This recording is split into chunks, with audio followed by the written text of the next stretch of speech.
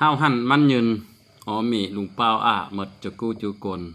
ที่ยังติดตามคำพูดและรายการขับลำท้องถิ่นเปประจำมื้อนี้ก็เส้นเก้าฮอตเวลาเส้นเคย8 โมงครึ่งคำพูดอยู่คำแซงก็ได้ลบเล่าเต้ามาความคิดฮอตคิดเทิงผ่านจากเสียงแคนเสียงลำส่งต่อเฮ้อญาติพี่น้องลุงปู่รุ่นปู่รุ่นเก่ารุ่นแก่ที่ยังมักฟังเสียงลำเสียงแคนอยู่ในปัจจุบันนี้เนาะคำพูดก็ได้มาทยอยมาเปิดให้พี่น้องได้ฟังช่วงนี้ก็อากาศก็เริ่มร้อนอบอ้าวพี่น้องเนาะแต่ว่าเดือน5นี่ก็เคิงไล่แล้วอย่างอีกนึงก็ฮอดเดือน6ฮอดวันปลูกต้นใหม่เพิ่นก็กล้าเกี่ยมเนาะสันไล่กับปลูกเบี้ยย่างพาราจังนี้เนาะแรงที่ว่าอะไรเปิ้นว่าเนาะสะสมบอนที่ว่ามั่นคงในชีวิตท่านเนาะแต่ว่าอะไรก็ยากมื้อนี้คำพูดคำแซงก็มาจัดรายการเสียงลำเสียงแขนตอนฝากย่านพ่อแม่พี่น้องลืมย่านพ่อแม่พี่น้องบ่ง่ำฮอตเนื้อเรื่องลำนี้ก็เลยได้มาจัดลำเนาะคำสุกแก้วประเสริฐเปิดลำให้ฟังได้น้อยคำพูดเปิดเน้อลำมวนตอนฝากลุงเผาหมดจุกู้จุโกนมื้อนี้คำพูดจะเปิดให้ฟังเนาะเอาฟังลำก่อนพี่น้องจังมาพบกับพอเดียวเด้อ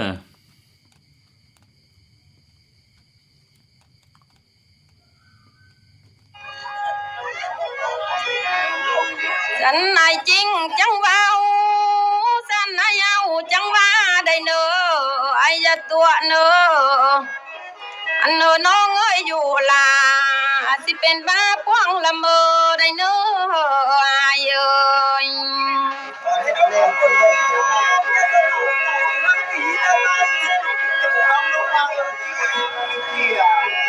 โอ้ย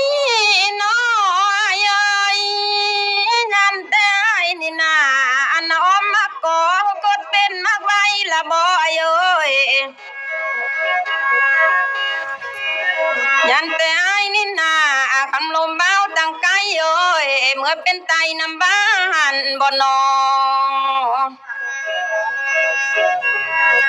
อายมาตัวน้องอยู่นั่งตาล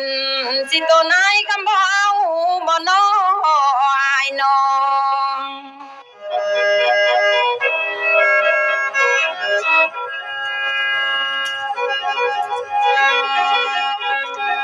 โอ้ยน้อยเอ้ยอันน่าสาลายเดจังบ่ฮู้แต่เว้นน้อยเอ้ย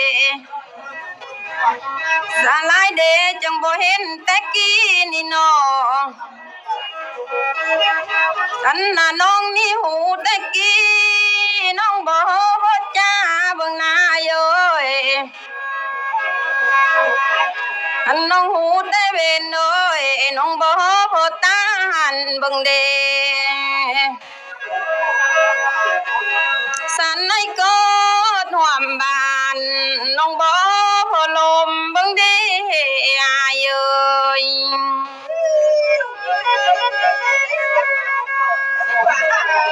โอ้ยน้อท่านเอ้ยอันน่ะขอบเจอลำได้เนอเสียใหญ่ใจดีเอาเอ้ย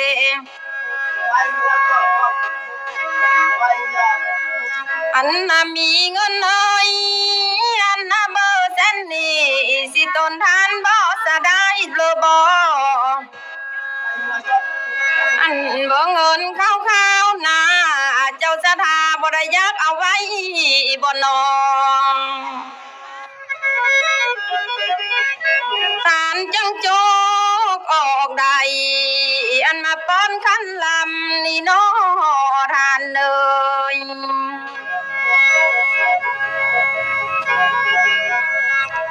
โอ้ยน้อทานเลยคอยสิโอ้ยพรให้ได้เนอเสียนได้ดีทุกสิ่งเนอทานเลยการเจ็บบ่อยก็ทานอย่าได้ได้เนอสิความใครก็อย่ามีได้เนอทานเลยฉันนับเปื้อนจังเจ็บนะเจ้าสถาจังได้นำเนอเปื้อนจังเจ็บเมื่อเล็กไอ นเจ้าบ้านนี้ละจางหังก็มีได้เนอทานเนอ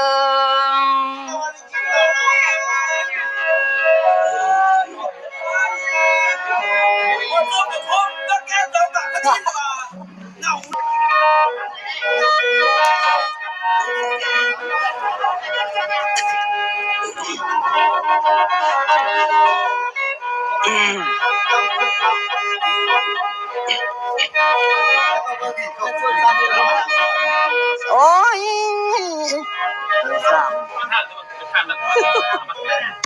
เยี่ยมเลย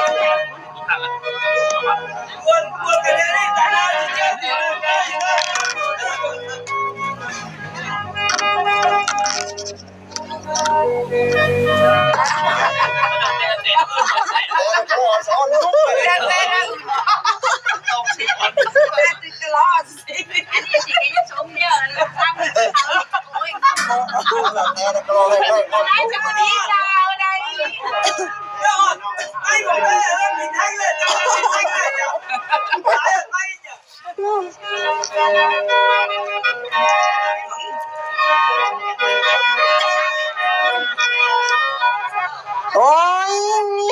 น้องเอ้ย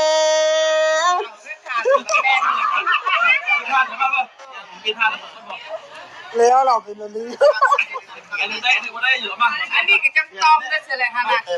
มาเลยไม่มิดเด้เริ่มมาอยู่ไม่ขาดแล้วเจอเห็นอะไรก่อนไม่เฮงสิโอ้ยน้องเอ้ยคอยก็เชื่อนกจิกใดไอ้บ่ได้บ้าปังเจ้าเนื้อน้องเอ้ย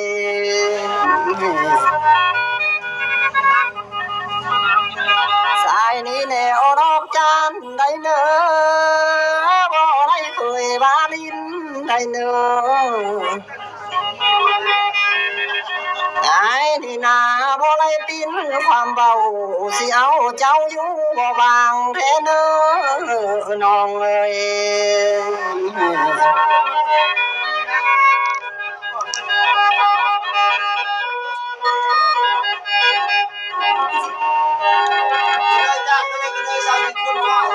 โอ้ยน้องเอ้ยไอ้นี่เสื้อมักปีเนอแนวมีสายจังเบาน้องเอ้ยยันแต่น้องนั้นนะเจ้าเป็นเสื้อมากเป่าสิเบาเดี๋ยวน้องพาดลาสะบน้องเอ้ย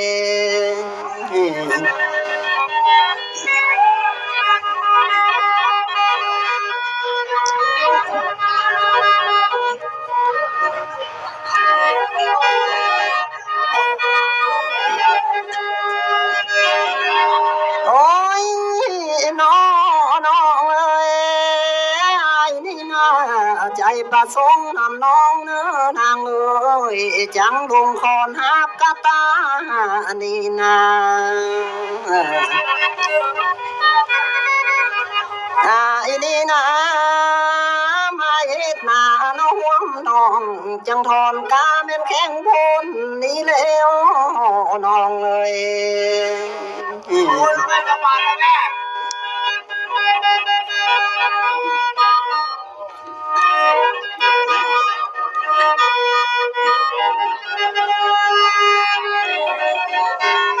โอ้ยน้องเอ้ยคอยก็แนวลอกปลูกเนื้อบ้านเนืองบ่เหี่ยวไรเนื้อไอ้นี่นาคันเป็นเชื่อลอกแก้วสิบ้านเดียวเหี่ยวบ่เป็นเนื้อไรน้องเอ้ย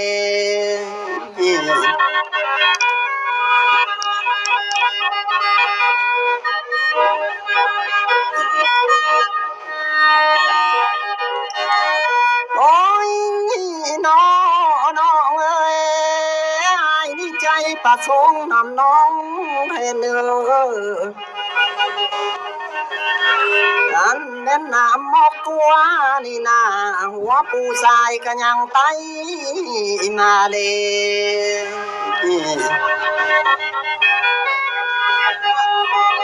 แม่นน้ำน้ำนมอกกูหัวปูน้อยไอ้ไตมานี่เด้น้องเอ้ย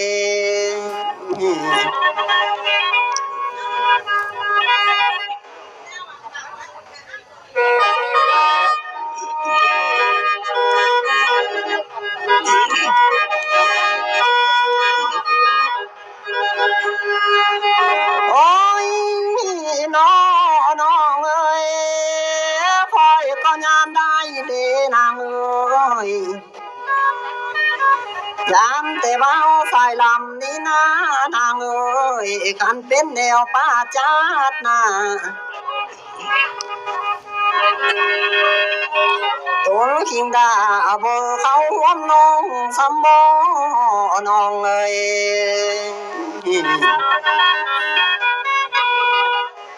ยันแต่สายนี่นะคันเป็นแนวป่าซองเอ้ยสาวหมอลำบ่เมื่อหัวมวยเจ้าบ่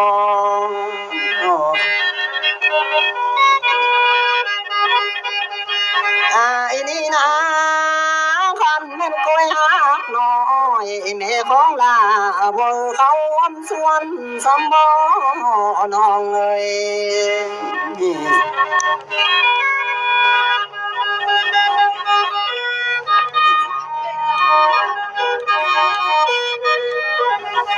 โอ้ยน้องเอ้ยยามแต่ป้าจับน้อยลุงลอยบ่แม่นบอนเจ้าโวนางเอ้ยไอ้ดีนายามแต่ป้าจับน้อยสิลอยบอนบ่แม่นบังนำบ่น้องเอ้ย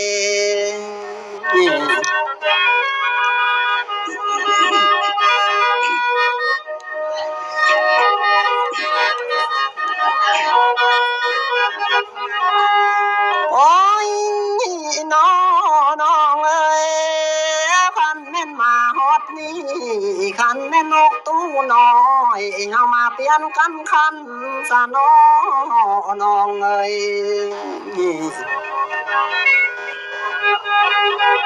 แม่นนกเข้ามันนี่นะเอามาเปลี่ยนกันห้องซะน้องอันแม่นายโนเลน้องสิมาเปลี่ยนโลกันลำซะน้องเอ้ย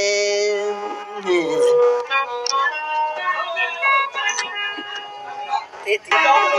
มีสองกลุ่มเลย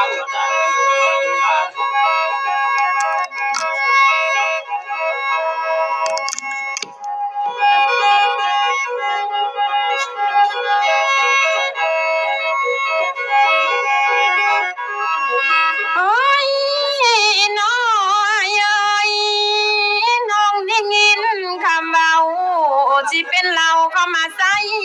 ได้เอ้ยน้องนิ่งอินนั่นนะเสียงอายตานมาเป็นก้อนยั่วเจอลำเดอายเอ้ย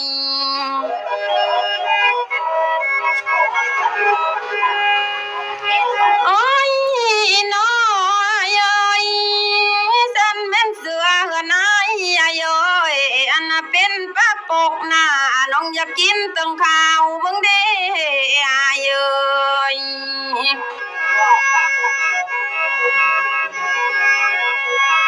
อันแม่นสายอันนั้นเป็นเสือปลาขาวเอ้ยน้องอยากกินตึงกลางเบิ่งเด้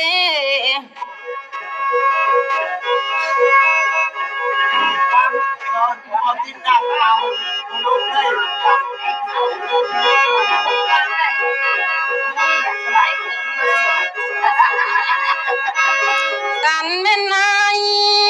อันเป็นเสือป่าน้อยน้องนี่นะอย่ากืนกล้ามกินต้องโตบังเด้อายเอ้ย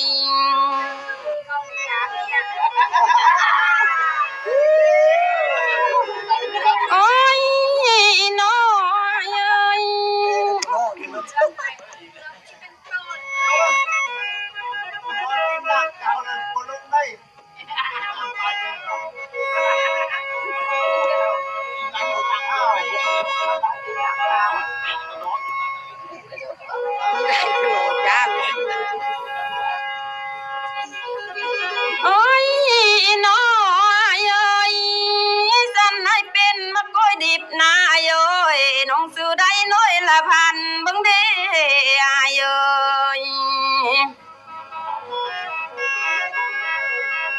เป็นมาก้อยจันนั่นนาน้องสื่อได้น้อยละหอยไอเป็นมาก้อยน้อยต้นกิ่งน้องก็สื่อได้เม็ดจวนได้เนอไอเอ้ย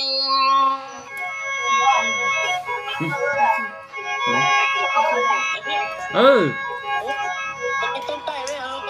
โอ้ยน้อยเอ้ย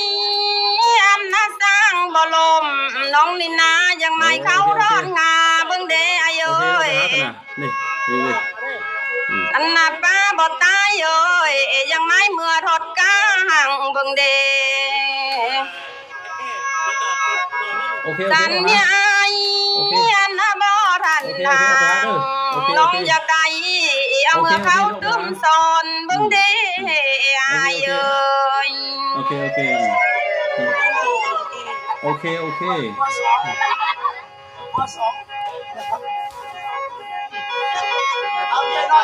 โอ้ยน้อยเอ้ยน้องได้ยินเพิ่นเบา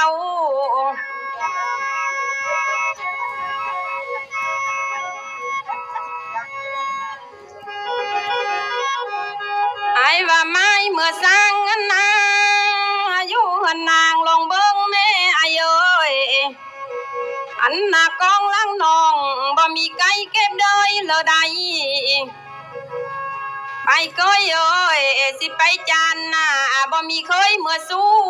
เนอไอ้เอ้ย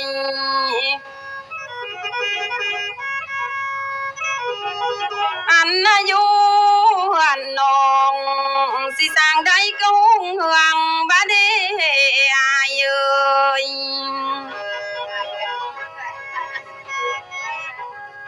โอ้ยน้อ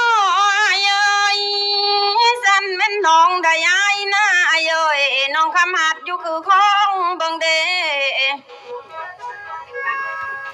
สันแม่นน้องได้สายนะน้องคำอ้องคือกระตาอันนี้แล้วคำจะไปอันอายุคือป่าเอาสาวบ้านเพิ่นเห็นนำเบิ่งเด้อายเอ้ย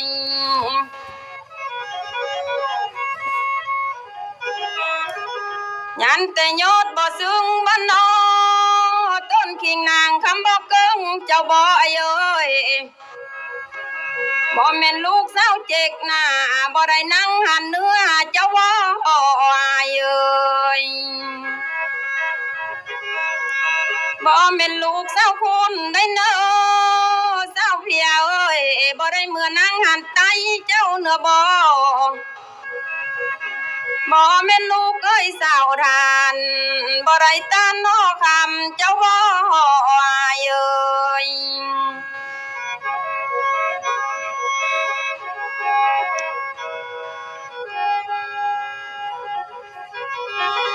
โอ้ย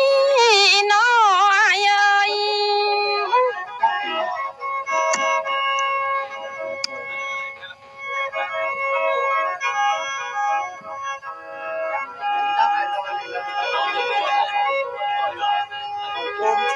น้อยเอ้ยสันนั้นน้องบ่ได้อายนะอายเอ้ยเอ้ยเดียวยองยื้อนำเนอนางกลางคำเบิ่งจะบ้าแน่เนอ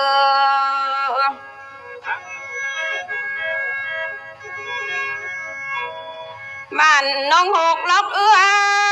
ได้อย่าเลือดตะกายเสนออายเอ้ยบ้านน้องหงอย่าบ้าเอ้ยใส่ยาพายเหือเวนเสนอหน่อยเลืออันไหนไปข้างเก่งต้นกิ่งน้องยังซอยพายเจ้าใดอายเอ้ย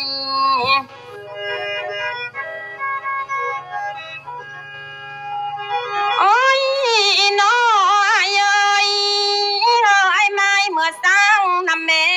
อยู่กันนางน่ะบ่ได้มีลูกอ่อนเนื้อใด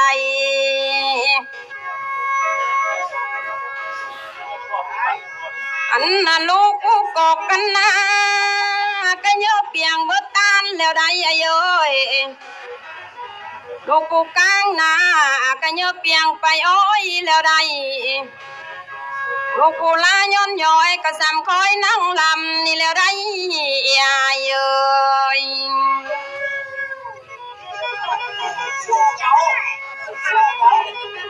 โอ้ยน้อยเอ้ยไอ้นำเมื่อสร้างแม่เสือน้องเป็นคนนำเด้อเอ้ยไอ้นำเมื่อปุ้นแม่เสือนางเป็นเท้าแม่เอ้ยอันนำเมื่ออ่อนแล้วไอ้ไปเนอสิตันไม้ลำลัวจ้อยเอาคอยได้เนอเอ้ยอันนำเมื่อหอนเฮือนนา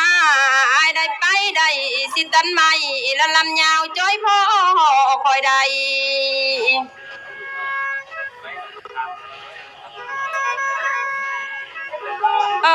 เมื่อซอยสร้าง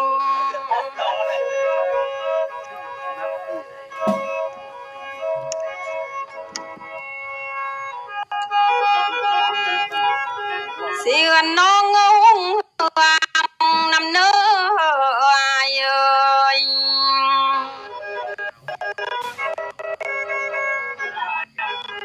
โอ้ยน้อยเอ้ยนั่นนกเข้าตูเป็นกระเปียนกันจ้าน้อยเอ้ยนกก็ข้าวเอ้ยมันกระเปียนกันห้องมีแต่ไอ้กำนองละลำเปียนกันลำนี่น้อยน้อง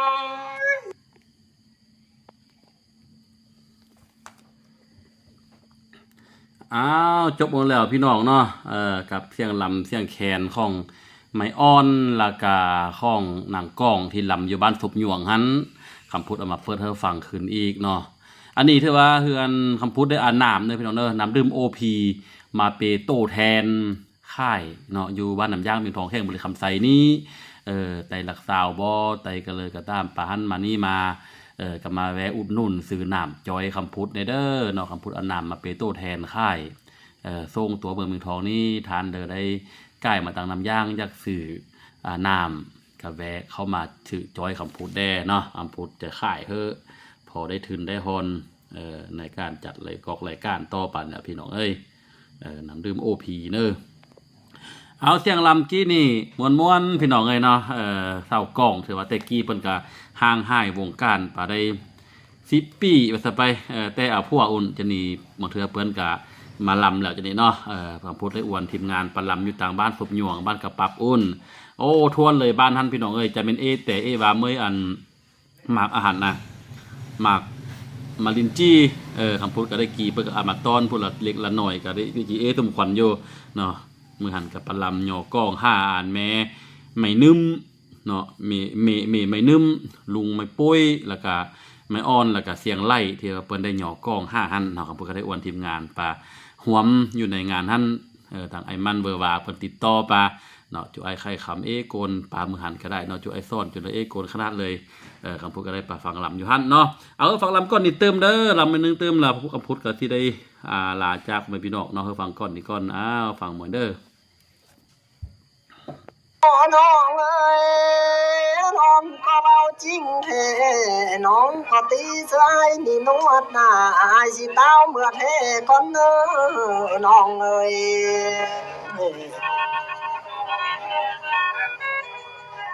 อันแม่นสาวหมอลำนั้นนะตีลายมีเมียเอ้ยสายสินำเมื่อหังก่อนใด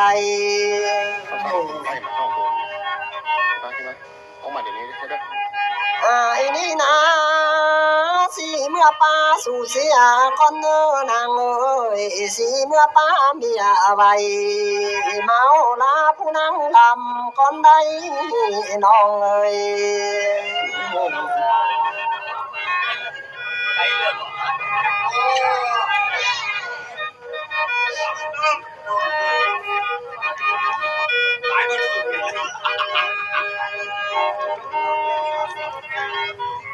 โอ้ยน้องเอ้ยคอยนี่กินบ้องเขายัง สลายกองผักเจ้าอยู่เนื้อนางเอ้ยไอ้นี่นาคันเม่นดีเมียหักเอ้ยยังคันดิ่งนำน้องอยู่ไร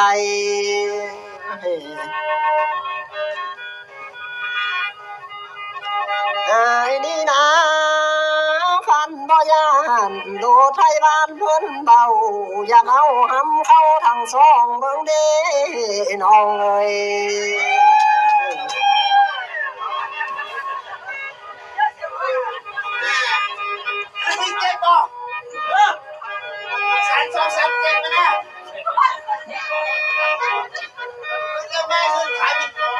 โอ้ยน้องเอ้ยคอยนี่มีคนเศร้านายังอยากไล่หินแพงอยู่ไรน้องเอ้ย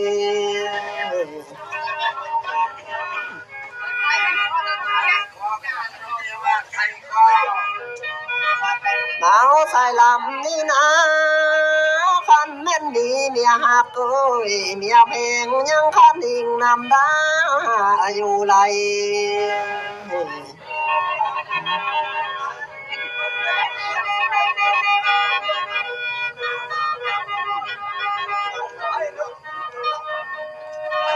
โอ้ยน้องเอ้ยน้องก็จริงแท้บ่จริงคือความนางเบาน้องเอ้ย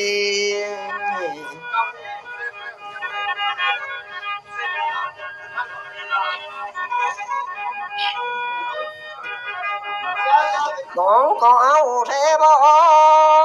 เอาคือความนางบ้าบ่นางเอ้ยน้องนันนาญาสุตัวอีลาสิเมื่อนาโลมาบสายเทไรน้องเอ้ย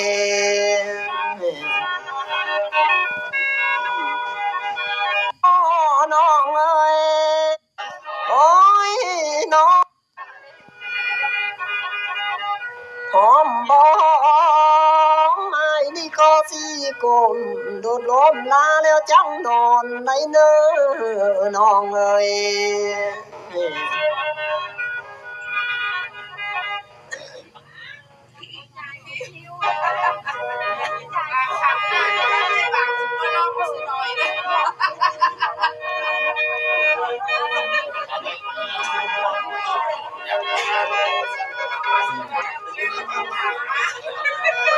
โอ้ยน้องเอ้ยอยากไล่เสื้อโคยตีดเดสิวันดาเมื่อวงเดนางเอ้ยไอ้นี่นาอยากไล่แนวหงคำเอ้ยวันนางเมื่อเลี้ยงเดนอ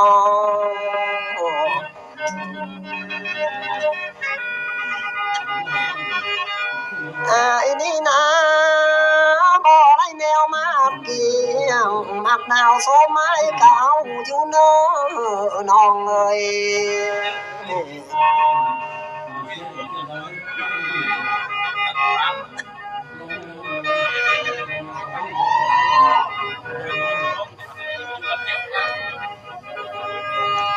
โอ้ยน้องเอ้ยคันให้บ่ได้น้องไอ้สิตายเป็นเล็กก้อนเนอสิเมื่อบาดสะควันเจ้าเนอน้องเอ้ย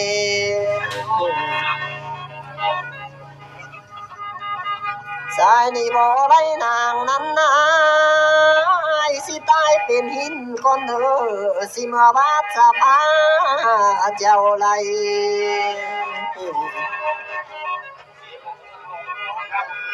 ตายเป็นลาบนั่นนอมากาสิเมื่อปาดเม็ดขอนางเบิ่งเด้น้องเอ้ย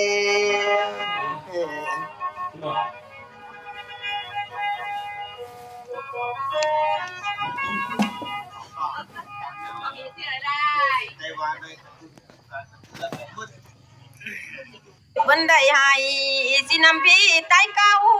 ลาบ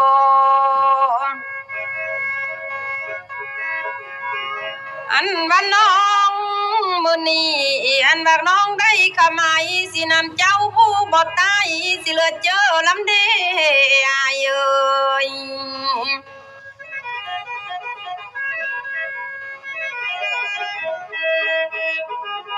โอ้ยน้อยเอ้ยน้องนี่ข้ามนำไม้แล้วนะเอ้ยสิคานขับกะคานคิงแล้วนะ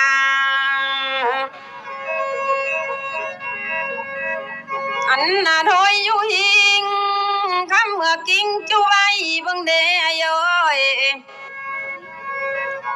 ผมอยู่หัวเอ้ยคำเมื่อปัวเมื่อถูกเส้น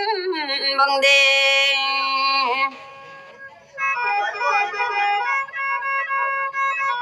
เส้นเลอดีน้องคำเก็บขึ้นใบอันน่ะเส้นเลอหายน้องจังปล่อยเสื้อไปเบิ่งเด้อายเอ้ย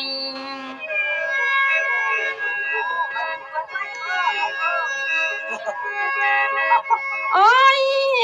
น้อยเอ้ยน้องนี่นำบันน้อยเอ้ยความลำสายคือไก่ออกแต่นอ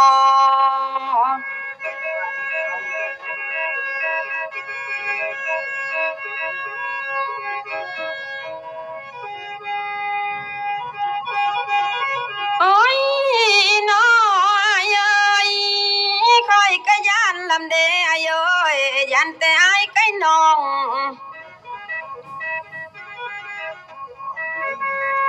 สิคือพาไก่ดินนี่เด้อายเอ้ย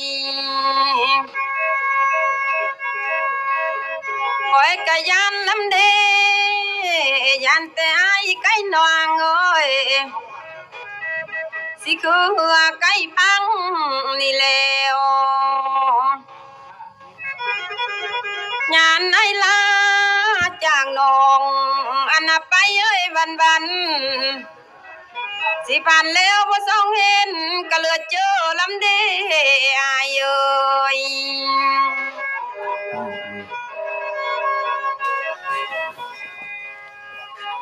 โอ้ยน้อยเอ้ยน้องนำเมื่อนำอายเบิ่งแม่น้องยังเมื่อเพิ่งอายเอ้ย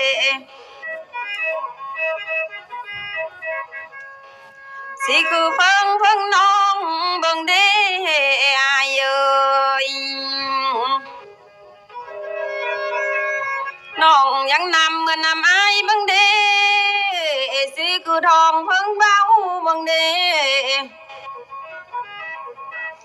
น้องยังนำมันนำเมื่อเบิ่งเจ้าจนลูกมีเฮือนเบิ่งเด้อายเอ้ย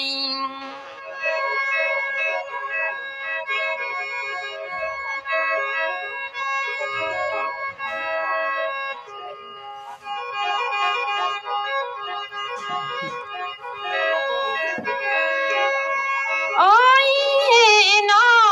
ยเอ้ยคิดบ้างแม่เอ้ยเพื่อนบ้านเลิกก่อนนะสิตานอนน้ำมือโจนบาเดบาดมาอายกับน้องอนาตาเอ้ยอยู่แจ้งสิตาคอยบ่อยากนอนบาเดอายเอ้ย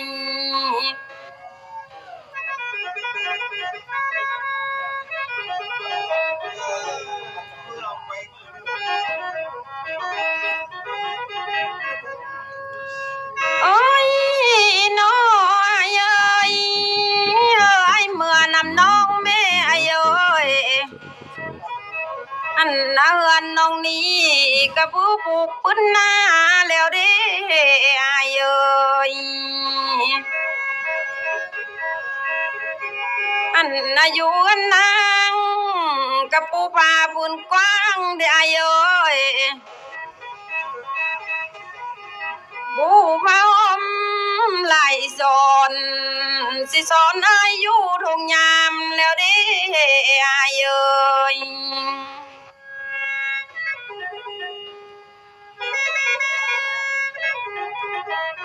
โอ้ยน้อยเอ้ยสันนายตีน้อง ม่นไอตีสิ่งแนวเลยไอ้น้ออันนาตีน้องถูกบ่มีมงใส่แค้นบ่น้ออายเอ้ยอันนาไอตีน้องบ่มีแว่นใส่ก้อยบ่น้อยเอ้ยว่ามีซอยเสื้อคอยจังบ่พอใจเจ้านี่บ่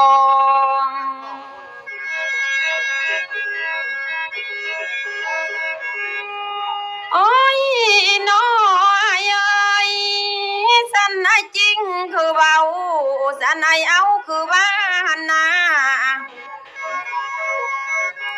ไอ้นำเมื่อบ้านไอ้แม่สิเฮือนสานบ้านอยู่เจ้าแม่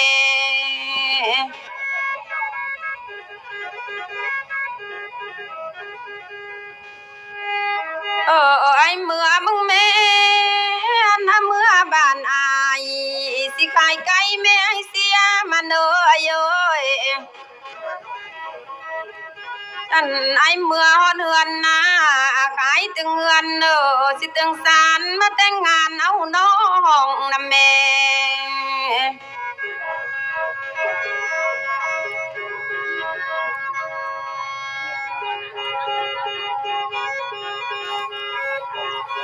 ไอ้เมื่อนครอบลูกเล่เต่าอยู่เฮือนเจ้าแล้วละมาได้เนออายเอ้ย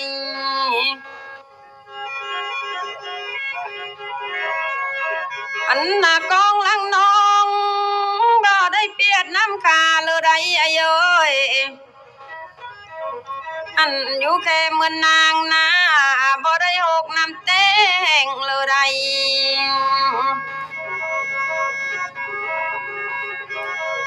น้องนี่นะบ่ได้แบ่งตังเอาไว้ไอ้แต้วได้อยู่ทุ่งยามอยู่เนออายเอ้ย